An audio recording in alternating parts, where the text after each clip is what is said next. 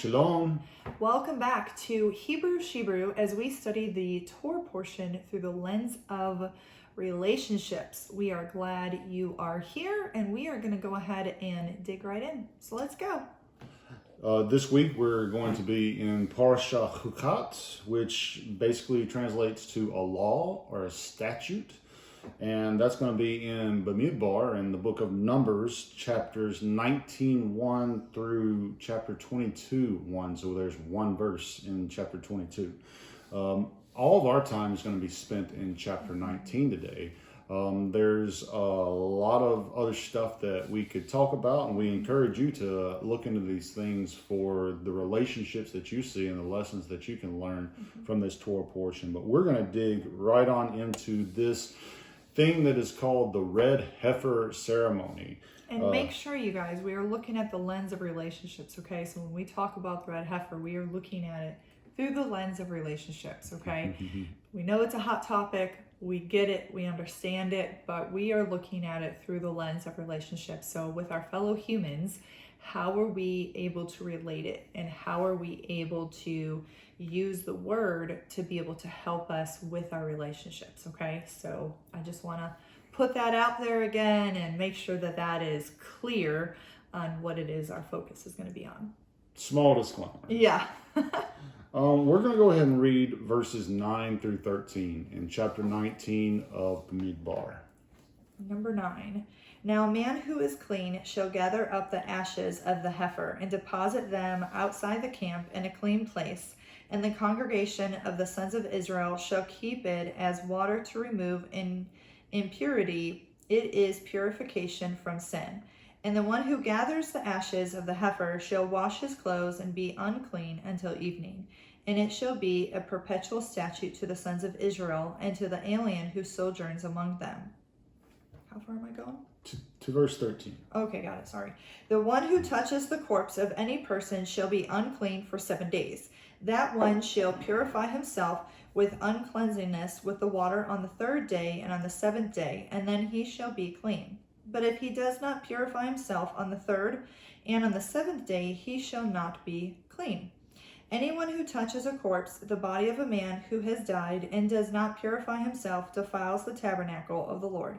And that person shall be cut off from Israel, because the water for impurity was not sprinkled on him. He shall be unclean. His uncleanness is still on him. So just right here on the Peshat level, what we're talking about, there's the ashes of a red heifer, a female cow. They are kept for the cleansing of Israel when they come into contact with a dead human being, with a corpse. Coming into contact with the dead human being causes one to become tameh, or unclean, and it requires a 7-day purification rite that involves the ashes of this red heifer. That has to be required so that a person can be restored to the state of tahor, or clean. So what can we learn from this chok? The Hebrew is chok. That's why this portion is called hukim, and it's this law, this statute. What we want to look at and consider is dead relationships. Yeah, relationships that are no longer, that are from your past. It could be an ex-marriage, it could just be a ex-relationship, it could be even a relationship that you had with a friend, and you're having to excommunicate that person because of whatever took place, whatever happened within that. These relationships that are dead, or that you may still have a bad relationship.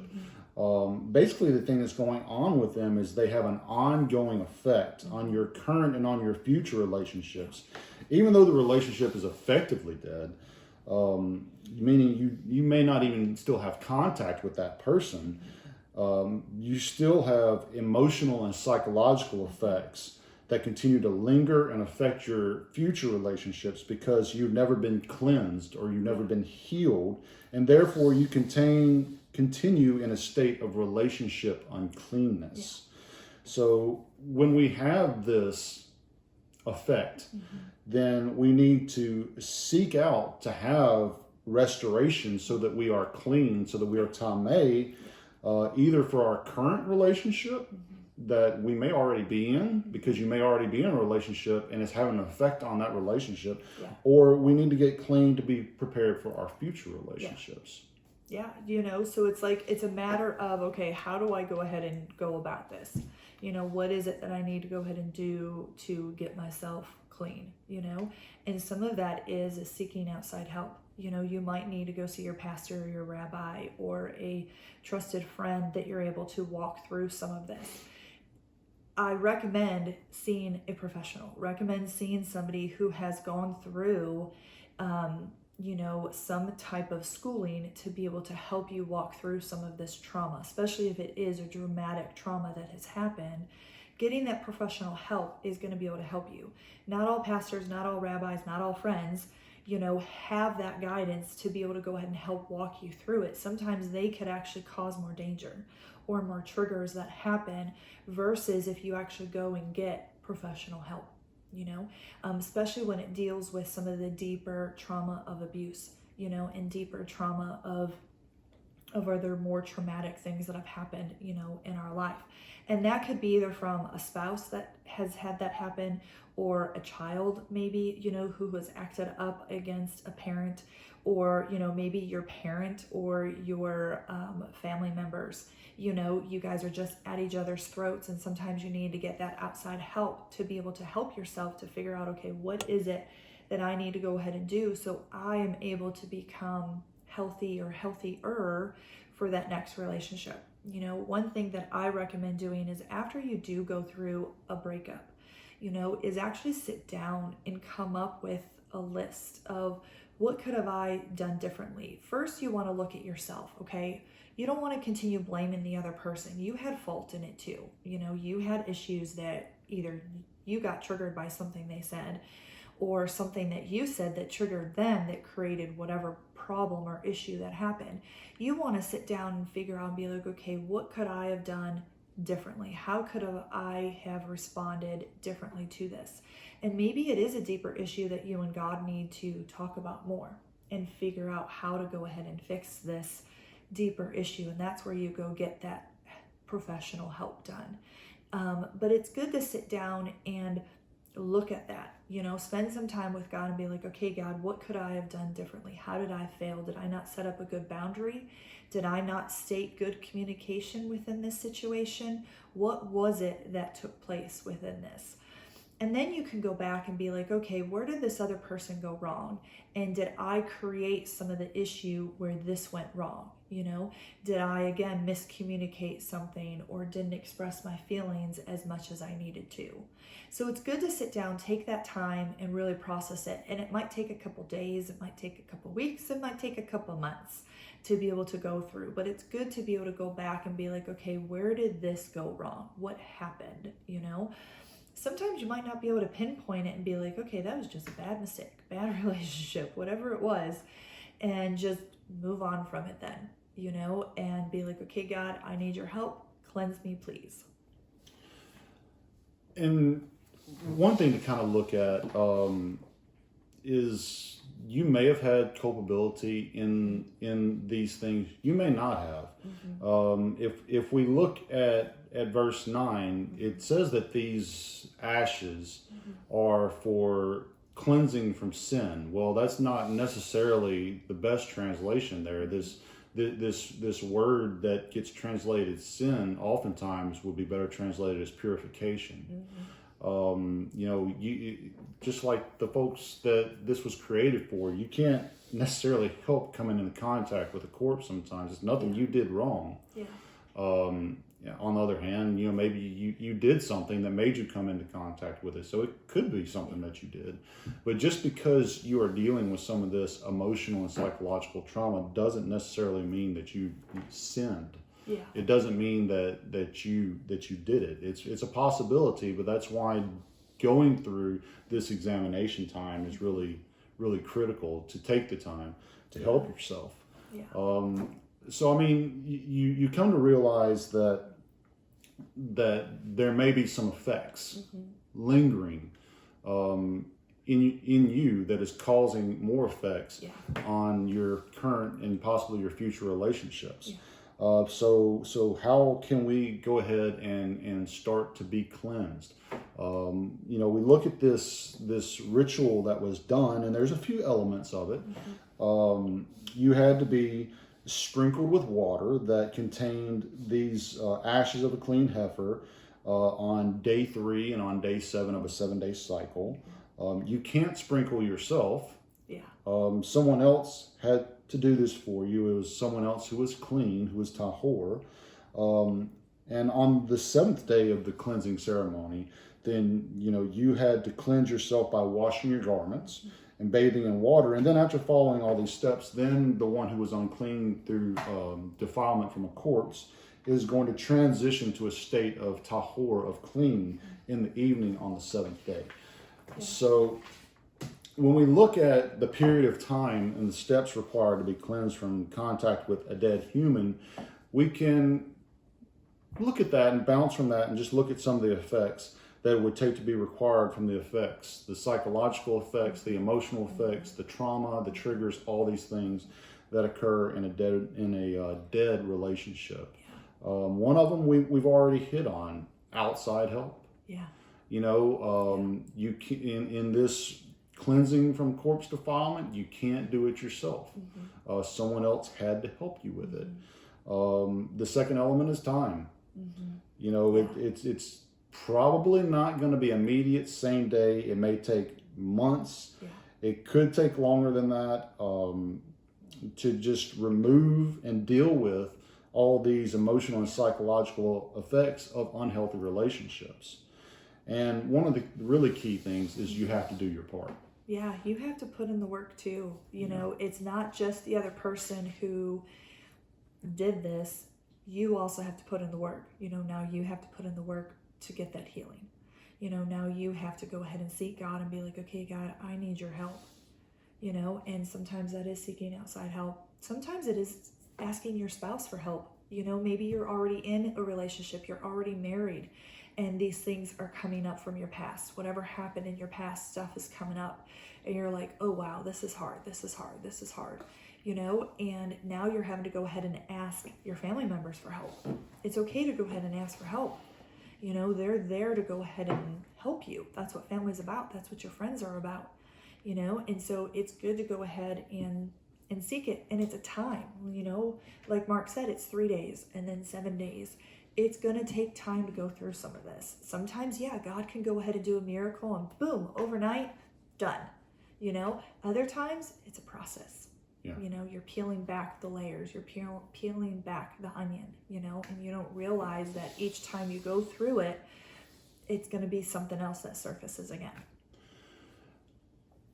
So, we've recognized that, you're going to have these effects from these past relationships. Yeah. We've realized that, there's a process for getting clean. But now we have to look at why. Why do I need to do this? Why is it so important that I would do this?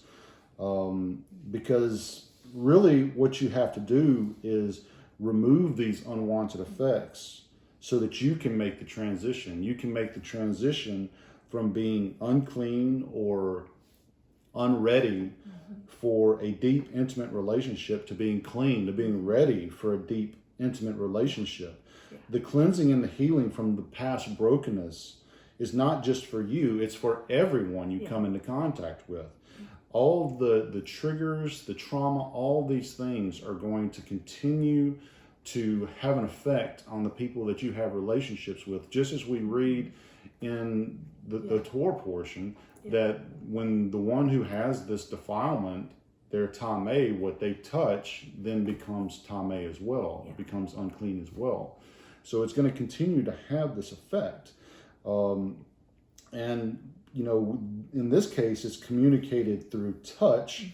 But also the way that we act and react to others, it's usually based upon the unhealed brokenness.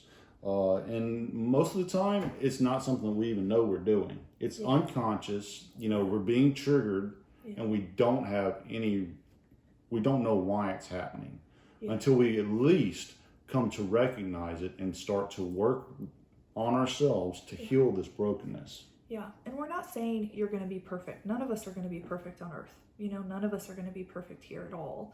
It's a matter of learning to recognize it and be like, oh, that's upsetting me. I need a moment.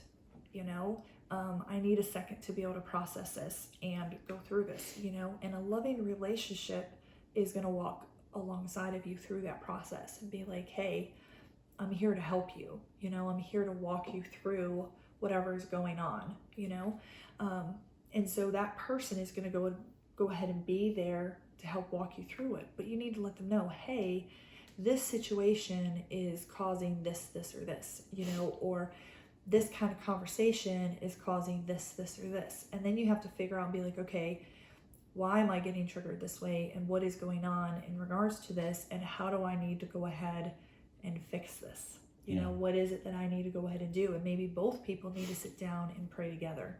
If you're married in a relationship, in a committed relationship already, not even just dating yet, you guys, we're talking about in a committed relationship, you're married, and sit down and pray together and be like, okay, God, we both need help within this, and figure that part out. Or maybe you need to sit down with your mom, or maybe you need to sit down with your dad or with a sibling and be like, hey, we need to figure this out. We need to talk this through. Let's talk about this and figure this part out. Yeah. And, bringing up, mom, dad, siblings, that can be part of the brokenness as well. So, we're not just talking about your romantic relationships that went sideways and now you have emotional trauma.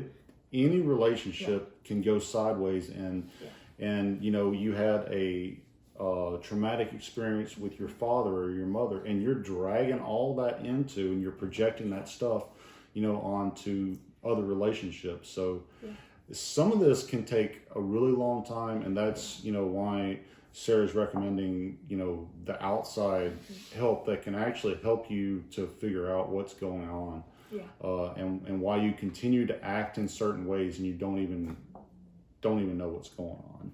I mean, here's the real key, I think, to why you want to do this. If you can take the time to heal, and you can take your time to get your headspace right, then you can allow the healthy version of you to shine into your relationships. You don't have to shine a darkness, into your relationships, but you can shine your beauty, your healthy, your clean self into those relationships. And I think that not only you deserve that, but the person that you're trying to be in a relationship deserves that. They deserve the best of you. And that's why you have to take the time to deal with these things, with this, what we've kind of termed dead relationships or unhealthy relationships. It's a matter of just taking the time, and we're not perfect, you guys. I mean, literally last week I got triggered by something, it was a post by somebody that said something, and I was like, whoa. And I told Mark, I said, this is triggering me right now. He's like, Sarah, put it down. We'll figure out what to say later, and it was upsetting to me. And it drove me nuts for a couple days, and even now, weeks later, I still think about it, so it still happens. It's one of those things that you're just processing and going through, and God's going to help you with it. It lets me know that, hey, okay, Sarah, you still need to work on this, a little bit, because it still hurts, there's still heartache that happens, and it's a matter of just allowing God to just heal that part, and become raw and be like, okay, God, I need your help here. I think I've used this movie quote before in one of our videos, but I'll use it again because it's appropriate here. And it says, the best way to avoid a trap is knowing of its existence. The best and the only way to get healed is to first find and acknowledge the brokenness. And that's something that you're just going to have to deal with, instead of being unaware or head in the sand or whatever we would call that. You've got to recognize it, Yeah. own it, so you can fix it, so you can move on from it, and you can get healthy and be the beautiful person, the best you can be. For everyone, you get the opportunity to touch. Yeah. Because when you touch them, either physically, spiritually, emotionally, you want to communicate light. Yeah. Yeah. Yeah. We want to be the light of Yeshua, you know? And so we're supposed to shine his light, and we want to go ahead and do that. Yep. Yeah. Yeah. Well, this is somewhat of a short one, but it's Yeah. a good one. And I think it's definitely a topic that a lot of us need to take the time to think about. So we would encourage you to do that. Yeah. Dig in. We didn't get into the other chapters at all, you know? Like we said, it was just going to be in chapter 19. And so dig into the others, see what you can come up with when it comes through the lens of relationships. And so thanks for tuning in, and we will see you guys next time. Bye. Shalom.